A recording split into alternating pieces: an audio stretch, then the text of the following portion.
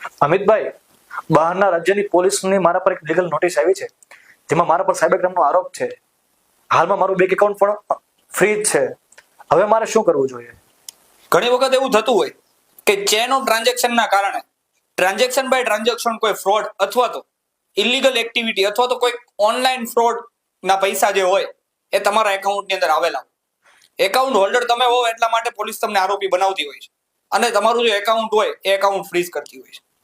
આવા સંજોગોમાં તમારે કન્સર્ન પોલીસ સ્ટેશનના જે તે આઈઓ ઓફિસર એટલે કે જે ઇન્વેસ્ટિગેશન ઓફિસર હોય તેને તમારે સંપૂર્ણ માહિતી આપવી અને તમારો આ સદર ગુનાના કામે કોઈ પણ પ્રકારનો રોલ નથી તે સબબની તેમને વિનંતી કરી તમારું જે એકાઉન્ટ હોય એ સૌથી પહેલા ડિફ્રીઝ કરાવો.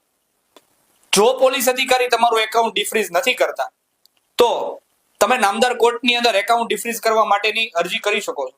નામદાર કોર્ટ યોગ્ય પુરાવાના આધારે તમારું જે એકાઉન્ટ છે ડિફ્રીઝ કરવા માટે બેંકને હુકમ કરશે. આ ઉપરાંત એક ખાસ બાબત, હાલમાં આવા કેસ ઘણા જોવા મળતા હોય છે, એટલા માટે દરેક વ્યક્તિએ 2 એકાઉન્ટ રાખવા જોઈએ. તેનાથી શું થાય, એક એકાઉન્ટ કે જે તમારો યુપીઆઈ સાથે કનેક્ટેડ હોય, જેનાથી તમે ઓનલાઈન ટ્રાન્ઝેક્શન કરતા હો, અને બીજું એકાઉન્ટ કે જે તમારું રેગ્યુલર એકાઉન્ટ હોય જેની અંદર તમે તમારા ધંધાકીય વ્યવહારો કરતા હો.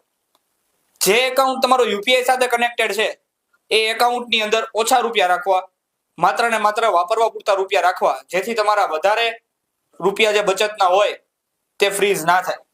જય હિન્દ, જય સંવિધાન.